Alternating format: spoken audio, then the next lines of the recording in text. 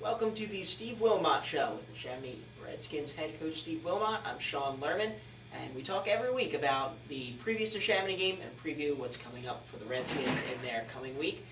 This week, the Redskins fell to the Downingtown West Whippets by a score of 20-14 here at Chamonix High School. It was a close game the whole way through. It was a tight game, a physical game. What are some of the positives that you take out of that moving on in the season? I mean, the positives is, we overcame a slow start. We won toe-to-toe, like I told our kids yesterday. We won toe-to-toe with a very good football team, one of the best football teams in the district. We just came up a little short. There were some things that we did were positive, but there's also some things that we can learn from. After those first couple series, I think our defense really hunkered down and just basically did what they were coached to do all week. They have a very potent offensive attack with their quarterback and their two running backs and a couple wideouts that were doing some great things out there. But I think our defense really kind of settled down after the first quarter or so and did a nice job. Yeah, I was impressed by Downingtown's quarterback. It seemed like he read the field extremely quickly. He was snapping the ball and a short drop, and he got the ball out there. But you guys did adjust to that in the second half, it seemed, and as the game went on, were able to hold him in check. You mentioned there are some negatives, some things that you'd like to see change. What are some of those things that maybe you need to see improve a little bit moving forward? Just defensively, just coming out and just doing what you're coached to do from the first snap to the last snap. From the second quarter on, once our kids got settled down, then they just did what they were coached to do all week, and that was good. Okay, I think we had a good plan for them. It just we came out a little sluggish, and the game plan wasn't quite being executed as good as it could have been. Offensively, they had one defensive line that was really kind of causing some havoc in there, and then we had to make some adjustments in the second half, and we got him quieted down a little bit. They were a good defense. I would have liked to see our offensive line do a little bit better. I'm an offensive line coach, so every week we're going to be talking about the offensive line here on the Steve Wilmot Show. It's just offense. After the Montclair game, the reporter from the Bucks County Courier-Times, one of the questions he asked me is your offensive line ahead of schedule? Because they did so good. And I said no, because it's a whole season it's a process. They passed the test against an even front, a 4-4 defense, but we knew that this defense was going to be difficult because they ran that odd front. And then what made it really so tough was what they really had brought their secondary people up there and really played the run with those guys. So we hit that. When the teams do that, you got to hit the long ball. We did that with Zach a couple times, but offensive line wise, we still have a little ways to go before we're there. Well, you mentioned hitting the long ball. There were certainly some really nice throws, and Zach specifically, I finished with 130 receiving yards on the game, and a couple of those were just perfect connections where it seemed like Mason Jones just dropped it right in there. The ones in particular that I'm thinking about, the one in the end zone for the touchdown on the left side of the field, and then later in the game on that long first down that you guys got on the right side of the field, where you guys needed a big first, and the ball was right there again for Treadway. So that Jones to Treadway, that seemed to be working on Friday night. Yeah, that's one of the things that we kind of knew all year that would work, and then you give Denzel a few catches too, and Jack Spingler a few catches, and Billy Ritchie. That is kind of our strength, is our quarterback receiver type connections.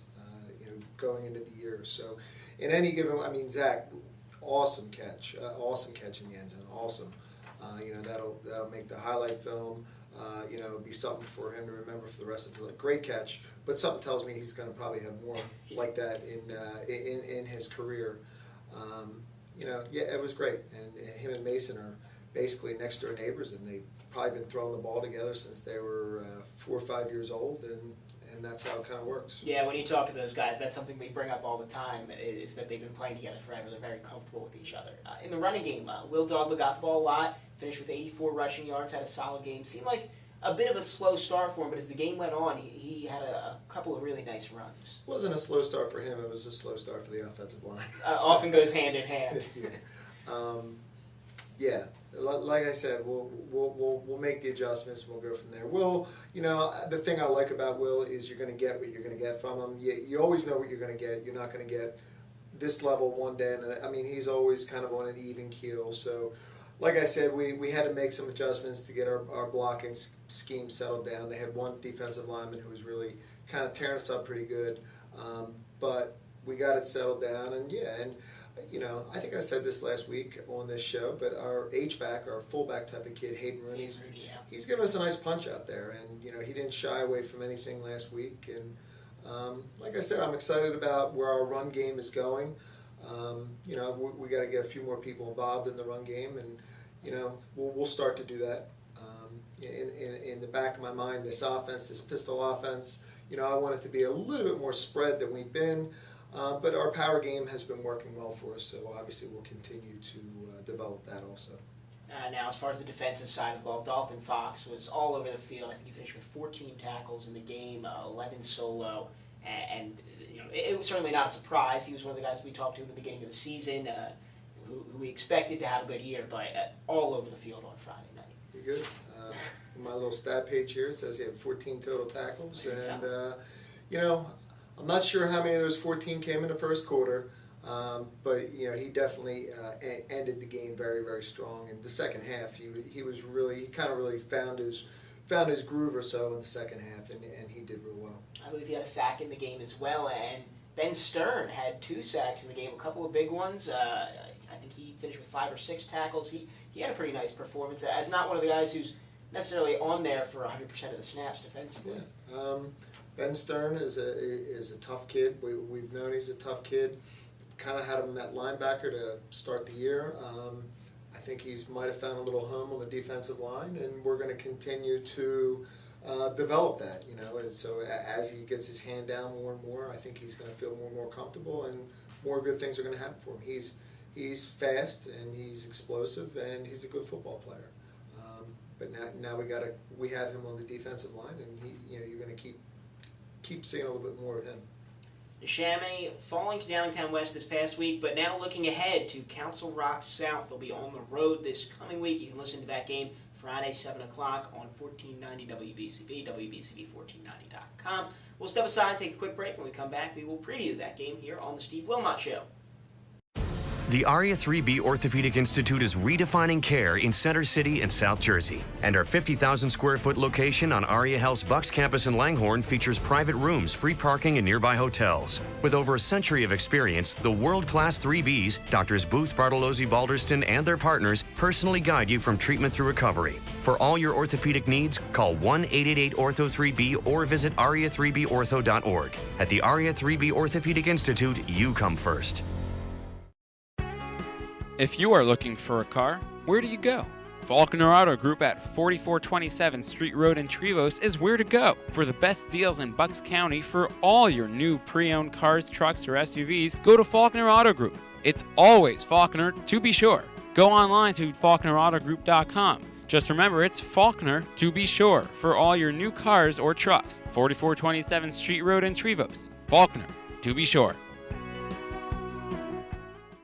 Hi, Merrill Reese to tell you about our good friends at the Revere Italiano in nearby Ewing Township at 802 River Road.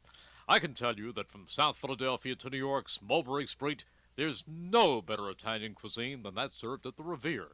Start your meal with one of their great appetizers or salads. Entrees include outstanding veal dishes, fresh seafood daily, excellent steaks and chops, homemade pasta dishes, daily specials, and much more. You can also enjoy their bar area, where on most weekends, entertainment is offered. The Revere also does off-premise catering and can accommodate private parties for any affair, including business functions. Call the Revere Italiano for more information and reservations at 609-882-6365. 882-6365.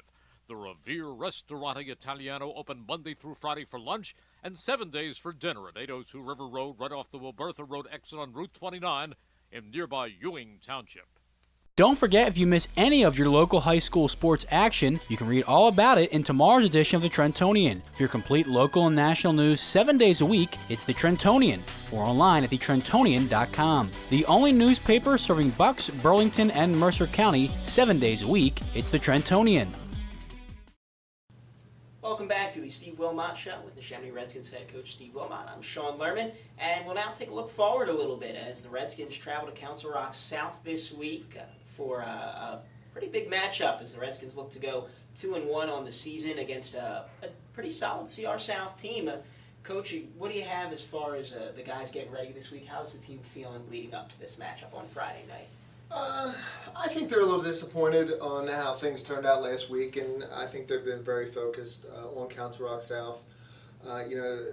Council Rock South runs that option offense, so it's a little bit different. Although Downingtown West did show a little bit of that offense, Council Rock South kind of really runs that exclusively.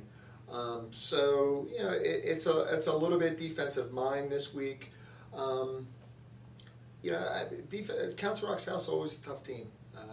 They won toe-to-toe with Pennsbury physically, and Ben Salem they did very well against. They're a good team, and they have our eye, and we're just trying to get ready to go.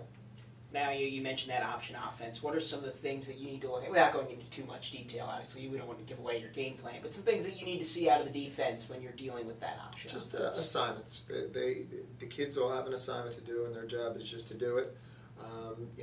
They put a lot of different window dressing. They run a lot of different formations to kind of run the same exact plays. So our kids just kind of have to know what their reads are and just kind of play from there. Now, as far as the other side of the ball, with you guys offensively, what do you expect to see out of the CR South defense? They run an odd front, a little bit different than Downingtown. They kind of run a triple stack, so they have really 3 linemen and kind of 5 linebackers behind it. So it's actually 1 extra person in the box. They're big. They're two tackle DN type kids. They're both 275, and they got 2 linebackers on either side of the tackle that are 205 and 215, and they play physical. They're a physical football team. That's the one thing that you can really say about them. So now, as far as getting your offensive line ready, when you're facing that odd front, when you've got the 3 down linemen and 5 linebackers, does anything change as far as what those guys have to do in run and pass blocking? Our mentality switches kind of back and forth when we go between an even front and an odd front. It's a little bit different mentality, some different techniques they have to work on, but they had the week before to kind of work on them.